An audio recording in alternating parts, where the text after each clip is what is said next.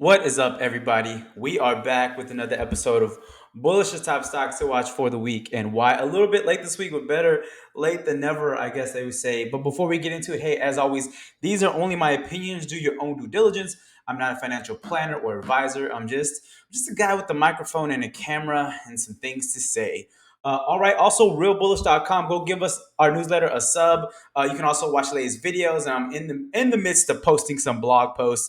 But yeah, the newsletter is about to go out pretty soon. Go ahead and give me a subscribe there. I really appreciate it. Drop your email. And for the first 50 people, I haven't got 50 signups, but for the first 50 people that sign up, just giving away a shirt, do a random drawing to a couple and throwing that out there. And it's a great shirt. Also, I'll drop the merch link below. Go buy a shirt. They actually feel really good. Yeah, got some little bullish stuff. I actually got it to the moon. I was at the Astros game last week twice. And then the guy who was like serving beer, he was like to the moon. I was like, fuck yeah! So he went and was subscribed. So I really appreciate Tony over there at Minute Maid Park. Really cool guy at the St. Arnold's little beer pavilion. Go check it out over there and be good to him. Be good to him.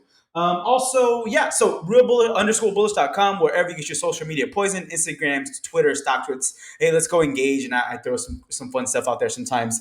But yeah, let's jump into it. If you're not seeing my screen, hopefully you can. If not, oh well. But the first one I wanted to look at is Pinnacle Financial Partners. This is a regional bank, right? So a small regional bank located in the southeast United States, primarily located in Tennessee, but it's expanding beyond that. And the reason I started looking at Pinnacle, my boy over at Trill Trades on Instagram, Trill Trades on Twitter, go follow him. I was kind of asking what he was watching, and he was like, "Hey man, I like regional banks. Me and him used to work in the banking and financial industry together, so he really knows his banking finance shit. One of the smartest motherfuckers I know.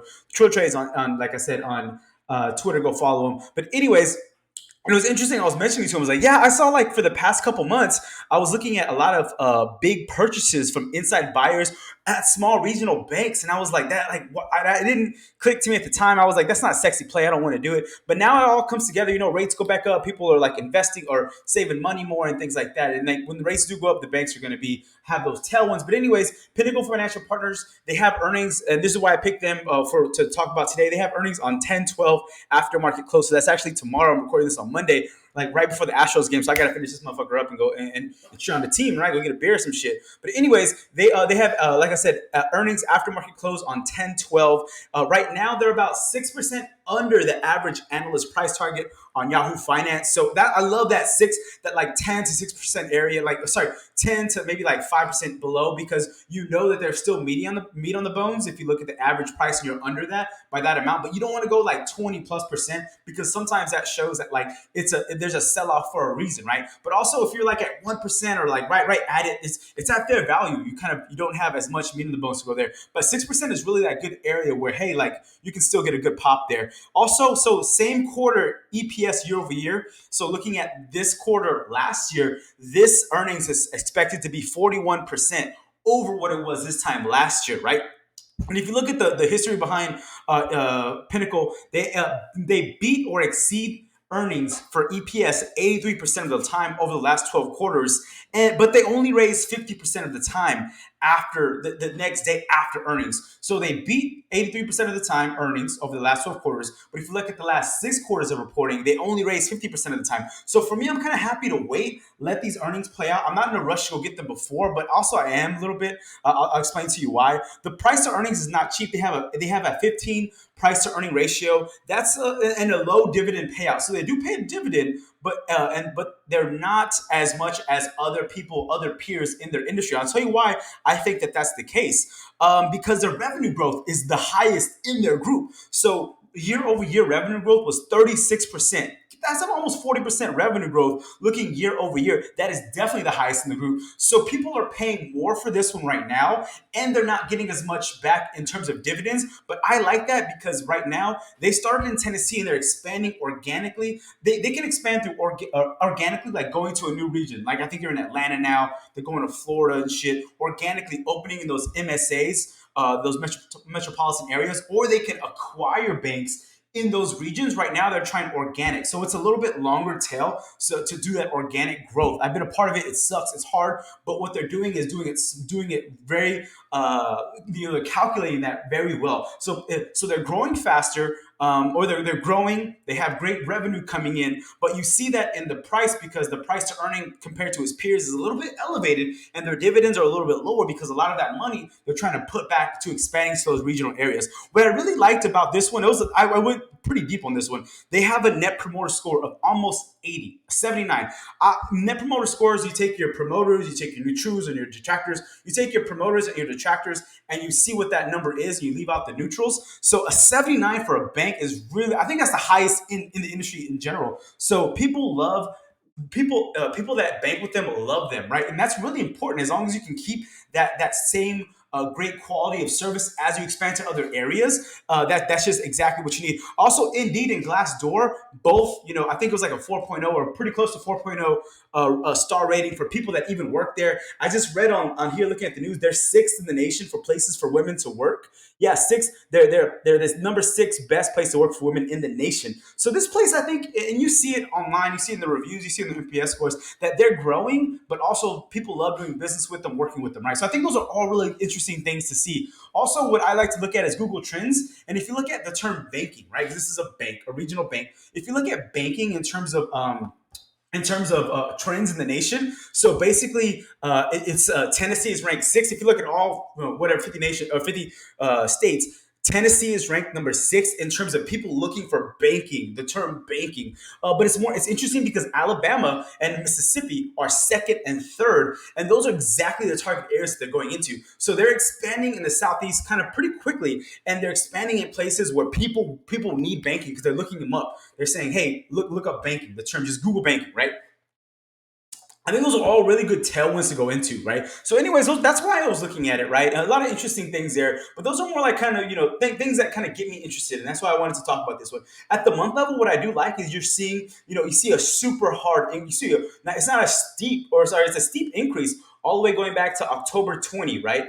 Sorry, in 2020, right? It's basically just been machine gun pivot all the way up there. Now it's at an area of consolidation, which I like. You don't really see it as much at the month level, but what you do see is it's in a really tight trading range here, right? And what people say is the longer the base, the bigger the increase, I think is what they say. So basically, this is a nice long base here going back to, March of this year, right? It's kind of been staying in the same area. And it's kind of been like chilling out at the month level, at the RSI level. Relative strength index, like I said, it's kind of just hanging out here, right? It's not moving up, it's not moving down. It's kind of just going consolidating here. MACD is the same thing. So they're all moving straight along with the price target, right? You do see kind of a hammer here at the top. Usually that's a pretty bad thing when it's on the top. But since this thing hasn't been increasing or decreasing, to me, it's kind of like a wash at the month level, right? But you do have a green month, so far we're 11 days into the month to start. At the week level, you kind of see that base even more, right? So a lot of weeks kind of in that area. And the RSI has also kind of been meandering, but also like going down. So easing off a little bit. You haven't seen any big increases one way or the other. It's been in that tight trading range, which I love. MACD is also kind of following it. So I love that.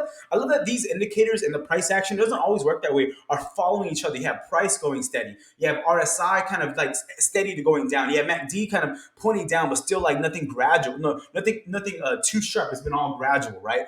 And at the day level, this is exactly, see, look, this whole screen basically, like I said, since maybe 319, 318 of this year, maybe even a little bit before that, you can go back. It's been a sideways consolidation area. So what I want to see, and this is why I'm like considering doing it before the earnings. I'm gonna wait after. It's not about trading, it's about not trading for me. Like I don't want to trade too much. I want to make smart trades, right? And I think that's what I've been trying to do a lot more. It's not just taking things.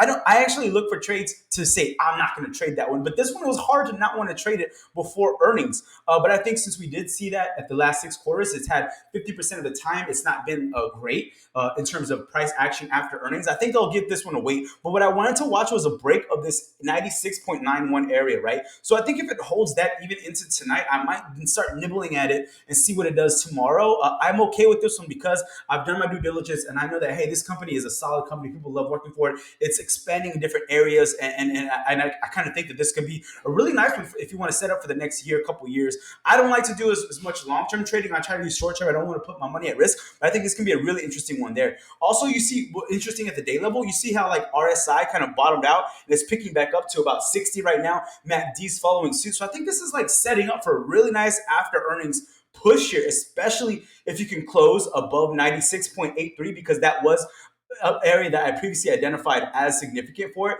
Even if you break it down into the hour level, you see it's kind of playing with that. It's just now under it now, but I think if it can close above that, it's going to be really interesting for me to kind of think about it before earnings. But I only have to wait a day, so maybe I won't jump into it just yet, right?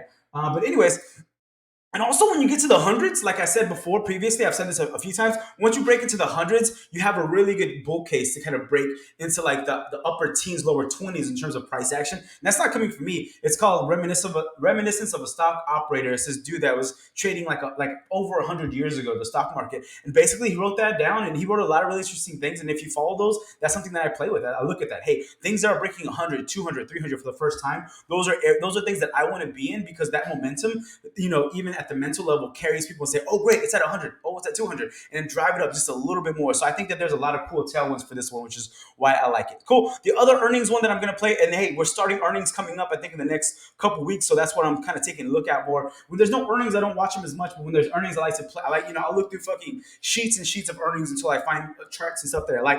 The other one is AA. It's an aluminum play for earnings on 10/14 aftermarket close, right? So 10/14 aftermarket close, this one was interesting to me because it's actually 20% under the average price target. So about 19%. And that's where I start getting gray about it because like if it's 20, if it's 30, 40% under the average price, there's a sell-off happening. Maybe I don't want to be into it. I got stuck a couple times. Apps was one of them because it was 60% earnings when I looked at it, or sorry, average price when I looked at it. But then, that was my own fault. I held it, and Apps is doing great now. But I knew that the fundamentals were strong. It was just in the downtrend. This one is 19%, so it's at that area when you have to start thinking, is it a bigger trend? Is it a bigger thing, a bigger sell off than kind of like normal, right? But the thing that got me interested in this one is it's actually so looking year over year. So like same thing I was with the last company. If you look at the same time last year, right? The earnings, or sorry, the EPS is expected to be 230% over what the previous estimate was for this time last year. 230%. That's pretty fucking big, and that's what had me interested in it. Also, over the last 12 quarters, they meet or exceed expectations 75% of the time. But over the last 6 quarters, it only raises 33% of the times. So for this one, for me, I'm more paused because like after even though they 75% of the time they beat earnings over the last 2 quarters, it doesn't necessarily translate to raising the price the day after earnings. But the thing about this one that was interesting, so if you look at not the next day after earnings, but 7 days after earnings, the price is higher over the last 6 quarters 83% of the time. So what that means to me is like between that first day after earnings and that seventh day, the price is increasing because people are like taking into consideration everything for the company, evaluating it and saying, okay, great, like I digested the earnings, it makes sense to me. Let's go. So I'm okay holding and not trading this one right now. But I will be looking at it like in that fourth or fifth day after earnings, especially so I'm going to read the earnings as soon as they come out, and I'm going to wait to see what the price is going to do. I'm going to wait to see what the earnings look like, and then I'm going to find a really good entry point, and that's kind of how I'm looking at doing it, right? But anyways, and another reason why I like this one is because if you look at Seeking Alpha, they have this quant rating is actually number one in the aluminum industry. So this company is one of the best ranked companies for in the aluminum industry. So says Seeking Alpha, right? So I really like this one. Like I said, that earnings, that 230% is pretty good. That's pretty, that's pretty intense, right? So when you see something like that, anything in the hundreds, it makes me think like, okay, maybe this is a company worth looking at, right? What I like about this one at the month level is you do see it's still the RSI as opposed to what we saw the Pinnacle. It was kind of like meandering. This one is still raising, right? But this thing can run if you look at the month level all the way to 79 in terms of RSI. Right now we're crossing 70, about to get 70, right? So this still has some legs in the RSI. MACD and RSI are both very bullish right now at the month level, right? You do see price action is pretty far away from this 10 EMA, which I want it a little bit closer to show that there's like still room to grow there. But hey, you have all this area to go into, right? I mean, it was definitely in a downtrend for a long time, but at the month level, it's not looking bad at all, right? At the week level, it does show a little bit mixed to me because you do see that this area here, $50, let's call it, is an area of heavy resistance, right?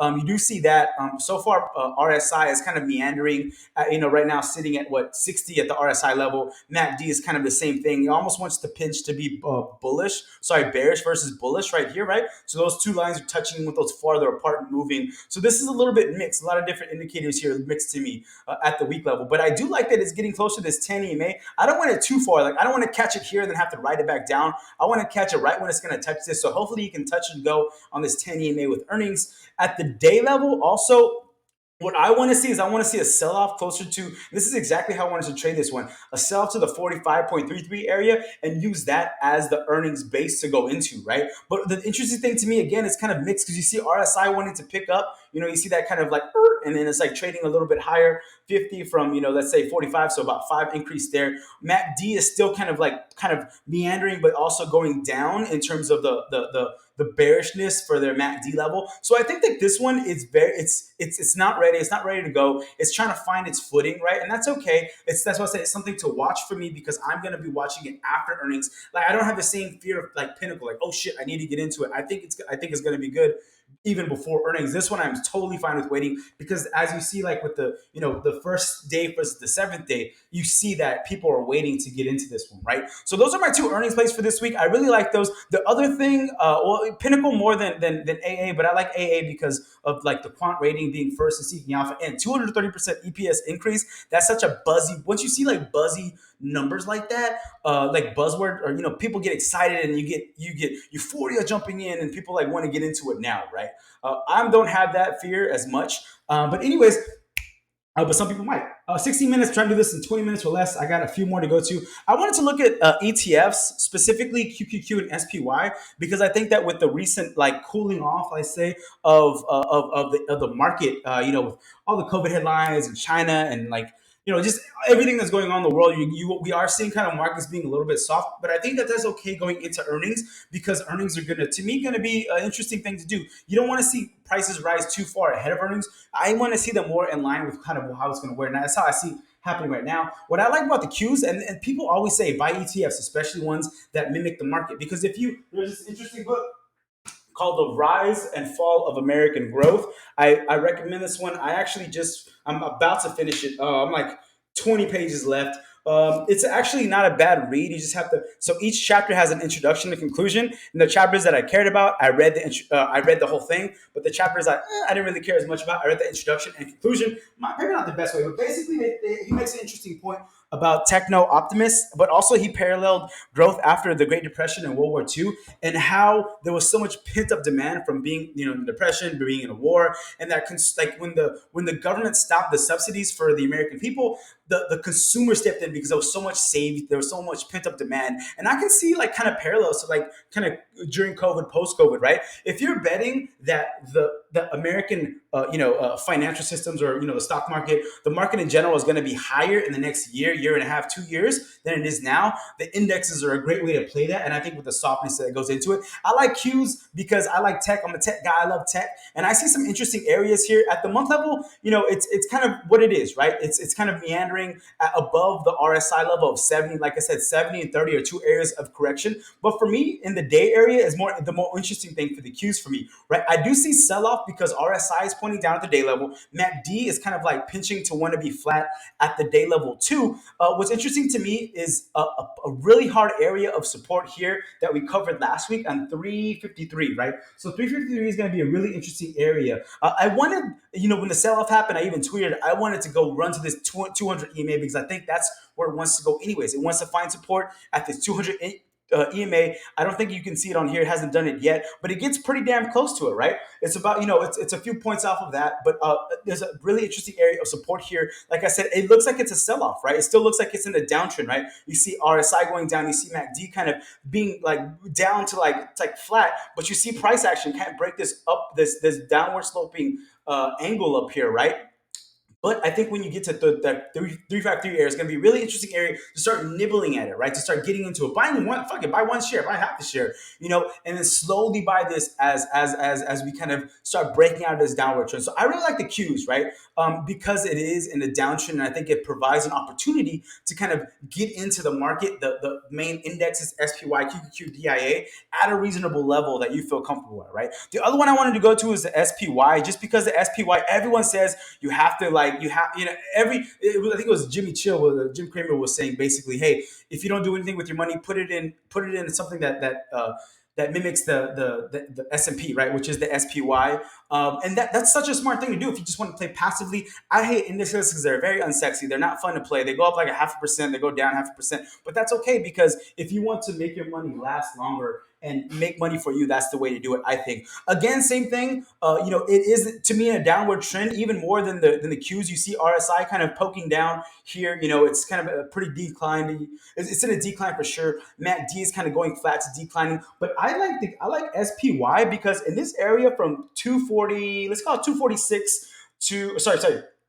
426 over to about 433. Anything in that area seems to get bought up over the past week, 2 weeks, 2.5 weeks even. So I think that that's a really interesting area to start buying after it breaks under this area. And that's exactly how I'm going to play this one, is under that area, start buying it. And anything that breaks under, you have to have a plan for it. You're going to buy more, you're going to sell it. But I think with the 200 EMA pretty close to this area, I think you can make a case that can be kind of your trade, is buying anything under 433 all the way down to 427, 426, and hopefully using this area as an area of support, as it has done in the past, not just this time, all the way going back to 719 as well, the week of those, to kind of buy that area up. I like it. Okay, I'm gonna cover two more real quick, just because these were plays from last week. What I really liked about CRM, I've talked about CRM for like a month now, but anyways, this is exactly what I was waiting for. We had a cup and handle,